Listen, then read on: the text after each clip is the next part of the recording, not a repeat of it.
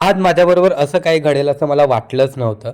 नमस्कार मंडळी, कशा आहात सगळेजण? तर आज सकाळी ना ऑफिसला गेल्यापासून जो तो येऊन मला एकच प्रश्न विचारत होता, की आज मी नेमका कोणता परफ्यूम वापरलाय?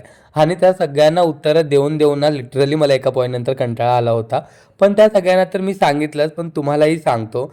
तर काय होतं ना, मला नेहमी एक प्रश्न पडायचा, की हे जे सेलिब्रिटी लोकं आहेत ना, ते नक्की कोणता बरं परफ्यूम वापरत असतील? आणि त्याच वेळेस मला नेमकी ही रील दिसली. बघा. This perfume is like my favorite. This is my third bottle. I've used two already.